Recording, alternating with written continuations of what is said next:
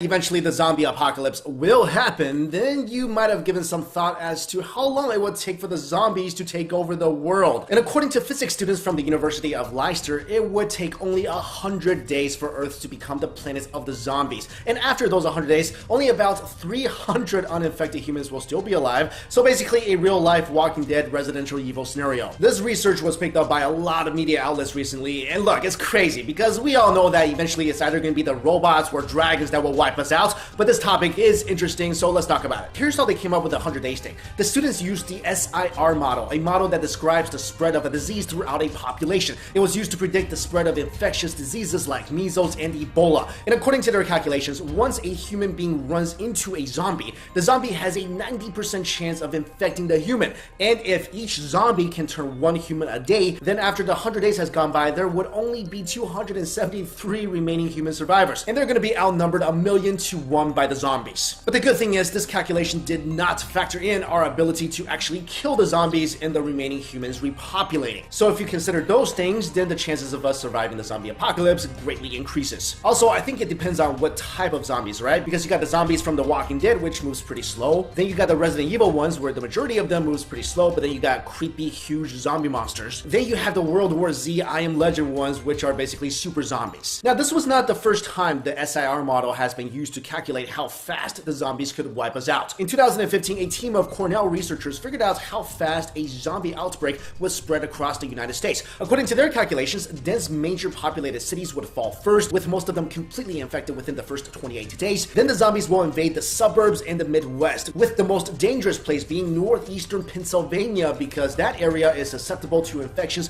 coming from all major metropolitan areas on the East Coast. Also, while looking into this topic, I was surprised to find that the zombie apocalypse scenario has been considered quite a bit by governments as well. For example, did you know that according to an unclassified document titled ConOp 8888, officials from the Pentagon used the scenario of a planet-wide attack by the Walking Dead as a training template for how to plan for real-life large-scale operations, emergencies, and catastrophes. I mean, the government even covered scenarios on how to deal with different types of zombies. According to the document, zombie life forms could be created via some sort of occult experimentation in what might otherwise be referred to as evil magic. Then supposedly there are vegetarian zombies that pose no threat to humans due to their exclusive consumption of vegetation. And then finally, there are zombie life forms created after an organism is infected with a high dose of radiation. The document also covers detailed information such as general zombie awareness training, the recalling of all available military personnel, to restoring civil authority after the brain eaters have been defeated. Oh, and to kill a zombie, the document says, the only assumed way to effectively cause casualties to the zombie ranks by tactical force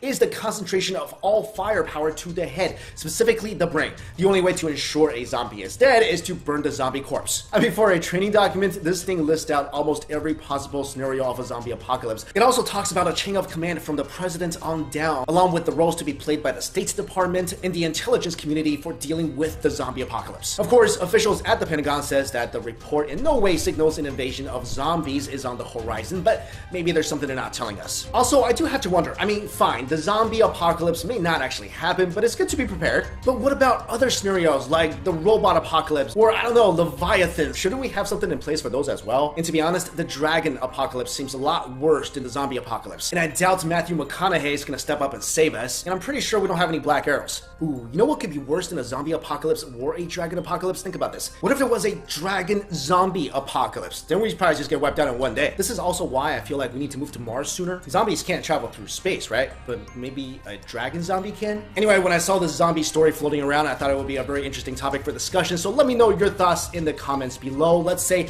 there was a zombie apocalypse, let's say there's a dragon apocalypse, or a robot apocalypse, or a dragon zombie apocalypse. What would you do in those scenarios? I'm pretty sure moving to Mars would solve the majority of that, except for the robot apocalypse. But if it was just a zombie or dragon apocalypse, I would live in a submarine. But let me know what you guys would do. Thank you all so much for watching. See ya. Hey guys, thanks for watching Beyond Science. It's Mike Chen.